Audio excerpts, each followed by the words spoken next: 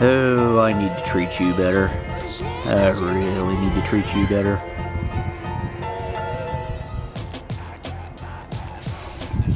Alright guys, in case you didn't already know, the Impala is kind of dead right now. Kind of let the battery die on it. But I got a Crown Vic and we'll see if we can jumpstart this bad boy.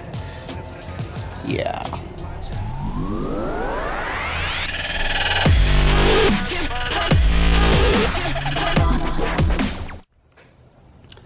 And welcome back to the channel. Today, I gotta make sure the Crown Vic still runs because I haven't been driving it a whole lot, and I haven't been driving the Impala a whole lot because I've been running the wheels off my F-150. Yeah, that's the side effect when you spend pretty much your entire week, every week, driving constantly. Then the weekend rolls around and you spend a lot of time just catching up on family stuff. But let's see if I can get the Crown Vic fired up because I'm going to go see if I can jumpstart the Impala enough to get the battery sort of charged so that I can put the battery on a charger. So much fun. See, there's the fantasy of owning multiple vehicles, and then the reality is you got to keep them all running. All right, Crown Vic. You haven't been started in a little bit. Let's see what happens. All right.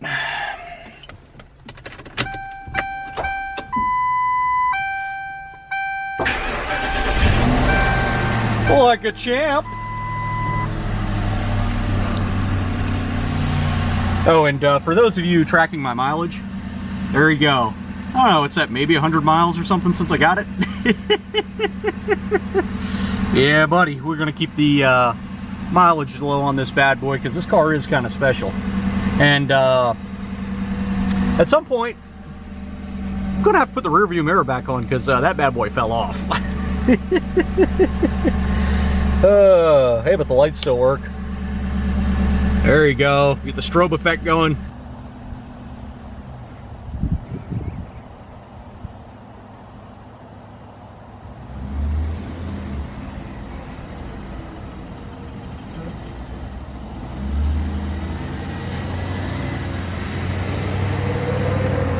Alright, got him in position. Let's see if the Crown Vic can save the Impala. So one of the most fun parts about getting into the car after it's been sitting a while is making sure there's no active wasp nests. So yeah, luckily nothing in here this time.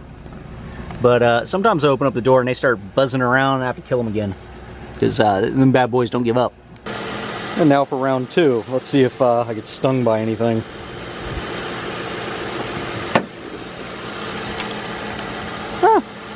No, we just got the one nest over here. That's okay. Looks like it's not used anymore for now.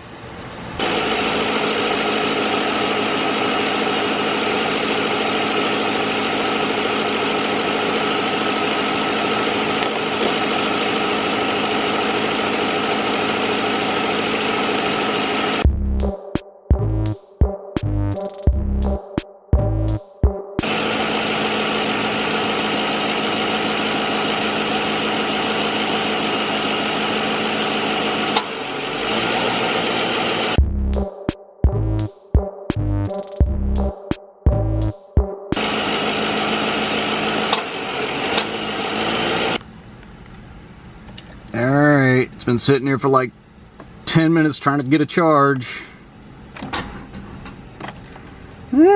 Not quite there yet. I think battery might be done. Let it sit too long. But on the bright side, everything did fire up when I hooked the Crown Vic to it, so I just don't have enough juice to get this thing moving.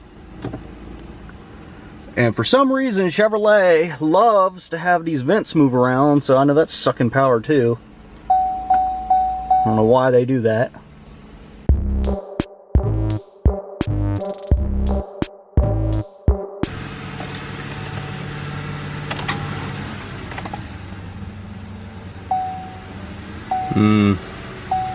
Really starting to think this battery is done.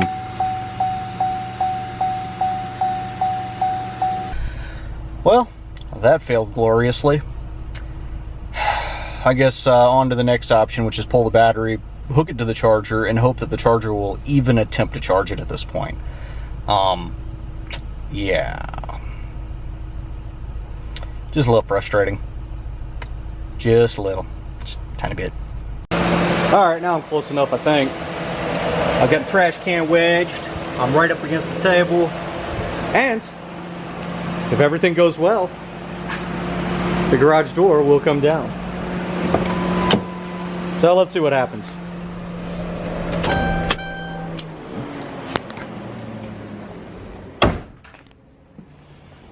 Let's see how close it is. Yeah, it's going to be just barely enough.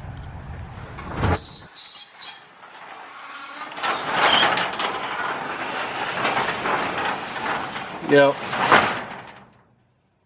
Just barely enough space. Alright guys, so there you go. That was the anticlimactic video that I wasn't hoping for, but Crown Vic still runs. Impala's dead. The Crown Vic over here that my friend left is still dead. There she is. Dead Vic. Not mine. Dead Vic. And the F-150 has almost 18,000 miles on it. Now, like I said, almost 18,000 miles on this thing. And you guys know when I got it. The very, very, very, very end of September. And here we are halfway through February. Ragging the miles up. Y'all can't say I don't actually drive, so just want you to understand why I don't typically drive things on the weekends as much as I probably could or should.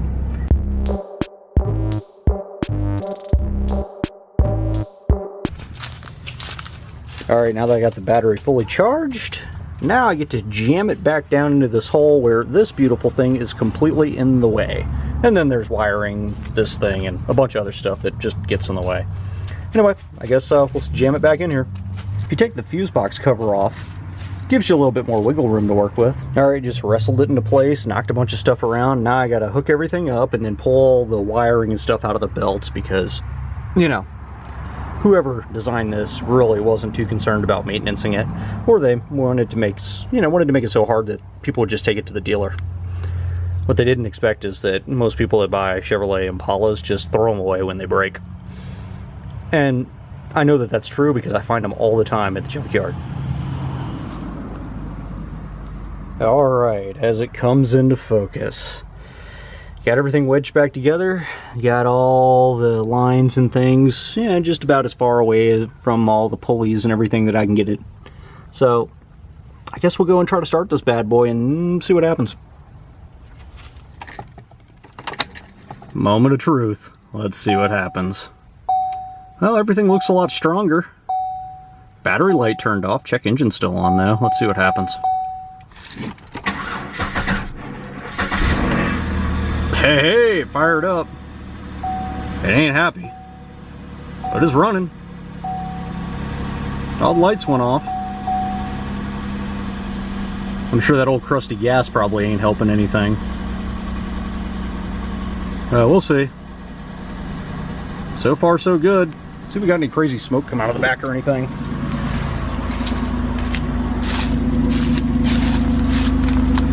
No, looks normal. Means she runs. It's always a good sign. Let it idle for a little bit.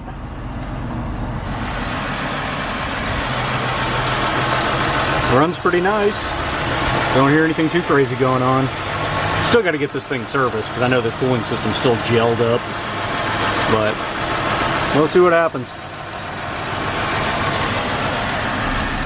Of course, it wants the oil changed and cooling temperatures slowly climbing, so let's see if I can unfreeze the brakes.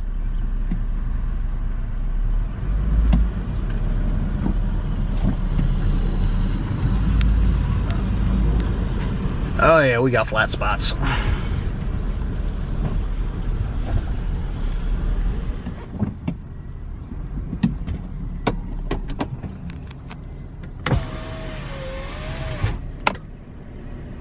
The spotlight is not happy.